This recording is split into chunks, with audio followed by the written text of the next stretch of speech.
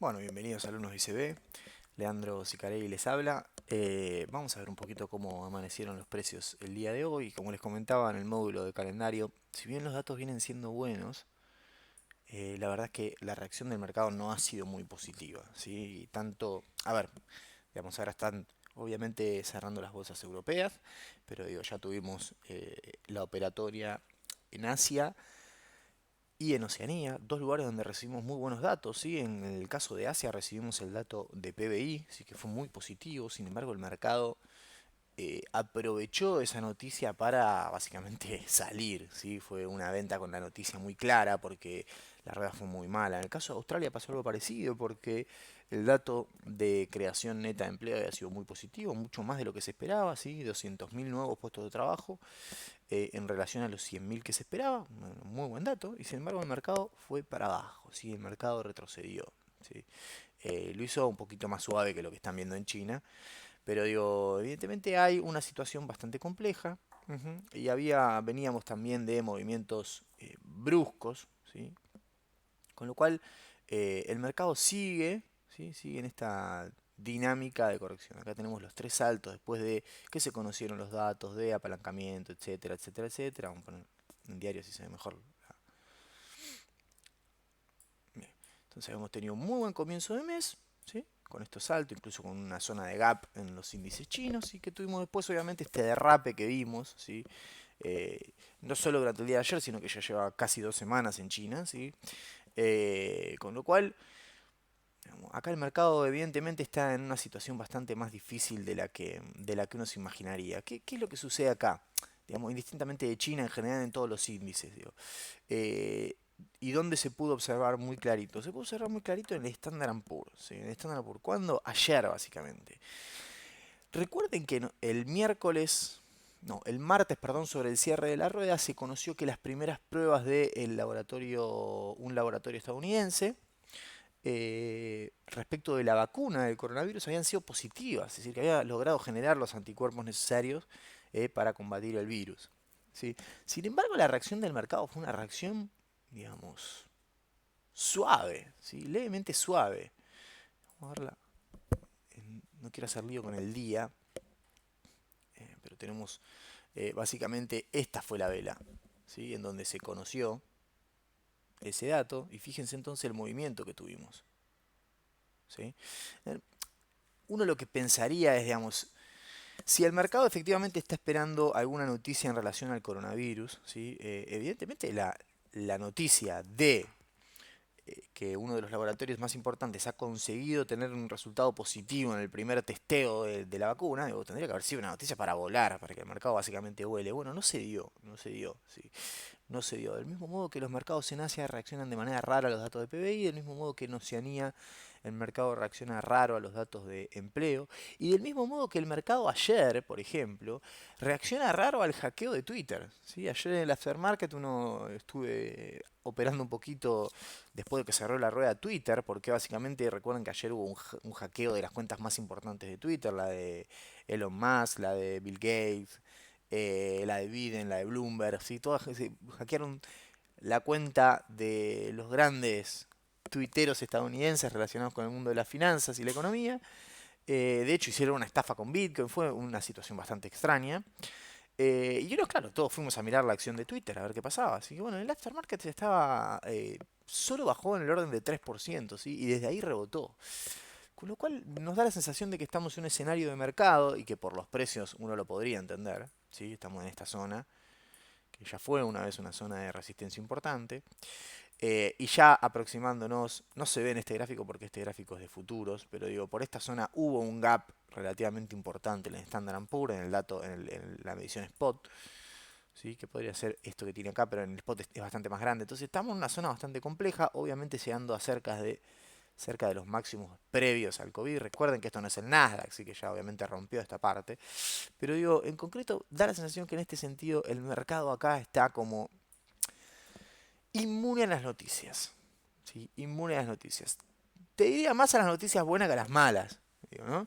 Pero digo, está inmune. ¿Qué significa? Significa que el mercado está en un escenario en donde, como llamamos en el mercado, en un escenario de show me the money. ¿Sí? ¿Qué significa show me the money? Básicamente mostrame la plata. ¿sí? Acá no me traigas noticias, no me traigas rumores, acá quiero la plata, acá quiero que venga gente a pagar. ¿Sí? Acá tiene que aparecer la oferta, la demanda, perdón, tiene que aparecer los compradores. ¿Está bien? Acá no se trata ya de una noticia como pudo haber sido en esta zona, en esta. ¿Sí? El rally ya evidentemente llegó a un nivel de maduración en el cual para volver a salir, ¿sí? Esto no fue casual, si estoy haciendo una especie de conteo si se quiere, para volver a salir, ¿m?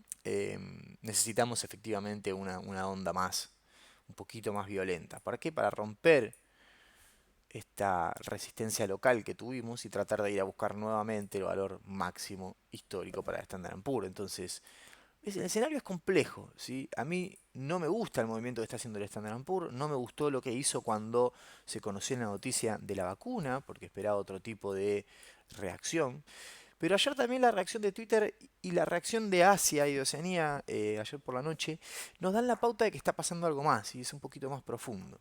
Llegamos a un momento en donde las expectativas, ¿sí? Las proyecciones, los datos ya no alcanzan. Necesitamos un poquito más. ¿Y qué es lo que necesitamos? Básicamente que en el mercado aparezcan compradores. ¿Sí? Que en el mercado aparezcan compradores. Es una zona bastante compleja. No descarto que en esta zona metamos algún tipo de corrección. Sería lógico con este escenario. A menos que el escenario cambie, obviamente. Como ustedes ya saben que esto es muy dinámico. O a menos que se conozca algún dato sustancialmente bueno o sustancialmente malo. ¿Está bien? Por el momento el mercado abrió de manera negativa. ¿Sí? Si quieren vemos en los índices, si se fijan el cierre de Asia fue muy malo, el de Oceanía también, no está en la plataforma, pero lo digo yo porque lo he visto. Y en el caso europeo también, todas las bolsas yendo hacia menos, ¿sí? La caída más fuerte la vemos en Países Bajos, de verdad, Italia es el que tiene por ahora la mejor performance. Y en el caso de Estados Unidos, típico día de corrección, el Nasdaq, como más volátil que siempre, es el que más retrocede, ¿sí? 1,23%, el Russell de pequeñas empresas en 1,93% y en línea el Dow Jones y el Standard Poor's en el orden del casi 1%. ¿Esto se puede revertir antes de que comience la rueda? Bueno, ya estamos ahí a media hora de que la rueda comience, no sé qué tanto espacio tengamos, pero digo, puede ser algo que suceda, no lo descarto, ¿sí? Tampoco es una caída estrepitosa. Pero bueno, un mercado que no sé si es el día nublado acá en Argentina o qué, pero no inspira mucho, la verdad, ¿sí? No me transmite mucha confianza compradora, por lo menos. Bien, ¿qué más tenemos en materia de monedas? Bueno, ya tenemos el índice acá. El índice dólar rebotando un poquito desde la zona prácticamente de mínimos, ¿sí? Que marcó en la jornada de ayer, ¿sí? Metiendo esta vela de debilidad a la baja. ¿Por qué digo debilidad a la baja? Porque como tiene una mecha, digamos, evidentemente fue hasta abajo, pero aparecieron los compradores y volvió hacia arriba. Simplemente por eso lo denominaría así.